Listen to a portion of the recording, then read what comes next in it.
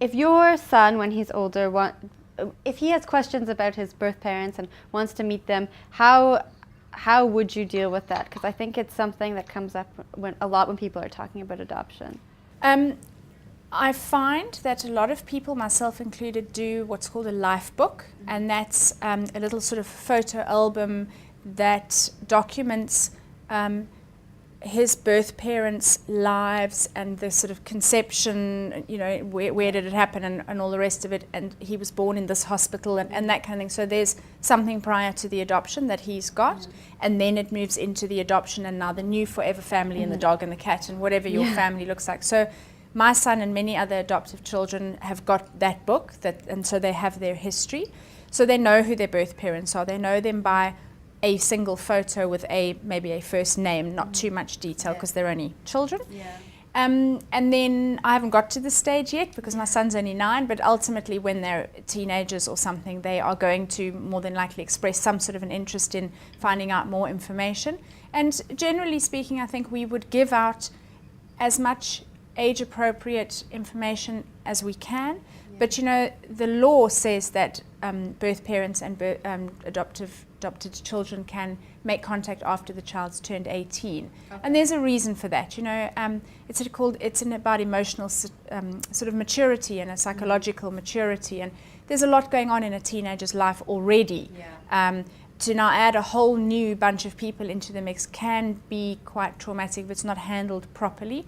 So my feeling, and as I say, I haven't got there personally yet, but my feeling is that you can give your children some information, but when they're 18, you sort of hand over all the info and then help them on that journey to go and meet their birth parents if that is their wish.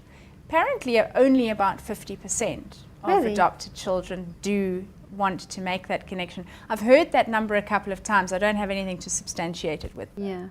All right, and Saskia, what has your experience been like up to this point with birth parents, and do you plan to do the same that Terri plans to do when your child is older? Exactly the same, yes. I'll encourage, she already told us that she would be available to be found. The social workers actually warned her that boys don't really actually feel the need to find their parents as much as girls do. I guess we nosy. But she said that she would be available, so I would encourage it, especially with regards to his half-sister. I would never hold that back from him. And exactly the same as what Terri said with regards to being there for him if he wants to do it. I mean, my friend that was adopted, we were the same age. So when she was 17, I remember going through a big thing with her that she was going to find her parents, her birth parents when she was 18. And her mother encouraged it. By the time she turned 18, she didn't want to anymore. So it's sometimes a phase. They try and push the boundaries, but as long as we're prepared for it and we know it's coming, I'll just enjoy the years up to that without having to share it. But I would encourage it. Great. Now, Terri, do you have any advice for people who are thinking about adoption but are not sure whether they want to, or maybe going through the process right now? I think advice for people who are thinking of it but aren't sort of sure is hook up with somebody who's done it sort of vaguely recently, or someone who's involved in it, like me or a social worker or Saskia or somebody who can give you the real story, because there's a lot of stuff that isn't quite real.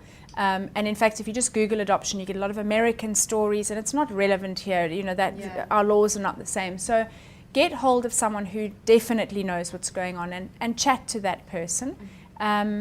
And then go for it. I mean, adoption is the best.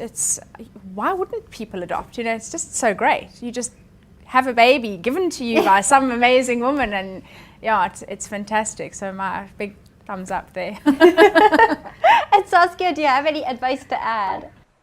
I just think that they need to be secure in their choices to adopt. If they ask for updates from the birth parents, to know that the child is regarded as yours in the eyes of the law. In fact, the adoption order says that it's as if born to you. So there's no need to be insecure about giving out information about your child and showing him or her off. I really enjoy doing those things. I like to show him how well he's doing.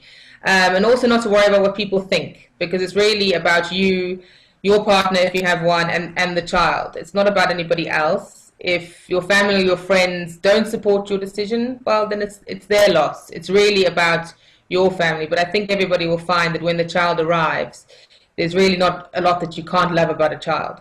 So the families tend to just literally switch sides immediately. So to not so worry about that so much, but just do what's right for you.